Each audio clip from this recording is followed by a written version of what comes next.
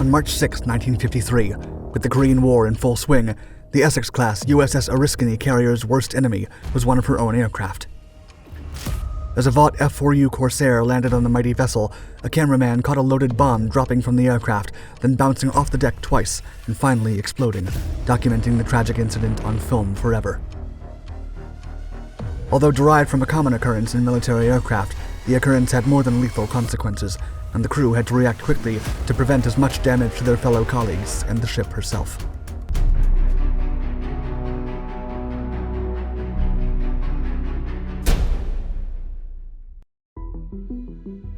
O-boat. Named after the Battle of Oriskany in the Revolutionary War, the USS Oriskany Essex-class aircraft carrier's story differs considerably from that of her sister ships. Designed initially as a long-hauled ship, she had a bumpy start. With aircraft technology significantly improving in the years after World War II, top Navy officials decided that the Oriskany carrier should be updated to handle newer aircraft models. Then, when the ship was 85% complete by August of 1946, her construction was suspended. To handle the newest generation of aircraft, the vessel was torn back down to only 60% completion and underwent several changes and overhauls, including an altered reinforced flight deck structure and state-of-the-art arresting gear. Finally, on September 25, 1950, after years of construction and deconstruction, and under the command of Captain Percy H. Lyon, the USS Oriskany carrier was commissioned at the New York Naval Shipyard. That same year, the Korean War broke out. The United States, spearheading the efforts of the United Nations, joined the conflict to support South Korea. However, when the Soviet Union and China threw their weight behind North Korea, the stage was set for a bloody and perilous 3-year war, defined by continuous reversals of fortune and wins on both sides. One of the vessel's first operations, carried out outside of the Korean War, included a joint exercise with NATO, French, and British forces. Afterward, the Mighty O, as it was often nicknamed, joined the Pacific Fleet, arriving via Guantanamo Bay and performing operations in and near Cuba, Rio de Janeiro in Brazil, Valparaiso in Chile, and Lima in Peru. Following operational briefings and other preparations in October of 1952, the carrier joined the United States Navy's Task Force 77 off Korea's east coast, commencing operations a few days later. Combat sorties that departed off the carrier split between two general target areas. On the one hand, the piston-engined Vought F4U Corsairs and Douglas A-1 Sky Raiders attacked supply areas near the capital of North Korea, Pyongyang.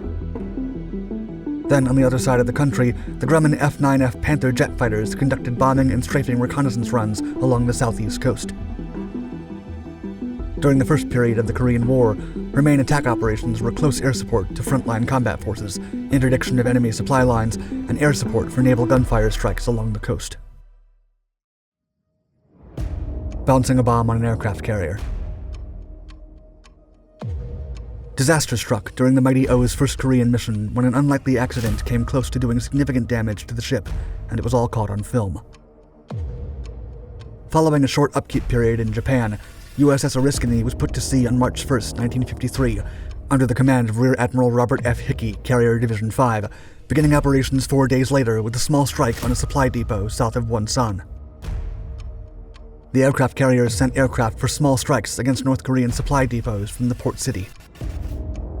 Then, on March 6, 1953, the aircraft focused their attention to the south, bombing trenches, depots, and bunkers near Hamsung. Making its way back from a strike mission, a Vought F4U Corsair, piloted by Lieutenant Edwin L. Kummer, began to experience engine trouble shortly after taking off.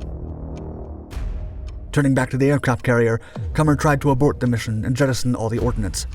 However, a 250-pound bomb was stuck deep inside its rack and not budging. Although dangerous, the issue was an infrequent but not unusual occurrence, and the pilot was given permission to land with the hung-up bomb still on its rack.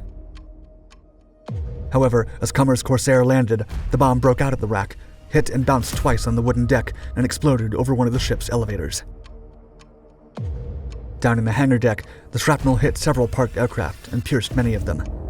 In addition, the hangar bay was flooded with gasoline, resulting in a large and dangerous fire. Firefighters quickly arrived in the area to isolate the hangar deck and immediately began extinguishing the fire to prevent it from spreading any further into the ship. Amid all the chaos, an airman observing the disaster, Richard D. Donovan, braved the flames surrounding the Corsair, cut Cummer out of his harness, and took him out of the plane, saving his life. The unfortunate incident caught on film claimed the lives of 2 men, and 14 more were injured. After the fire was put out, repair crews fixed the damage, and the aircraft began launching airstrikes once again in March. The airmen assigned to the USS Oriskany aircraft carrier were back at targeting railroad tracks, bridges, and facilities in aid of South Korea. A fire in the Gulf of Tonkin. The 1953 incident was not the only ordnance accident aboard the USS Oriskany. Almost 15 years later, in October of 1966, combat operations in the Gulf of Tonkin came to a sudden halt when a magnesium parachute flare that was mishandled by 2 crew members ignited in the forward-ready service locker. Burning at 5,400 degrees, the 3-foot-long flare set off close to 1,000 more inside the locker.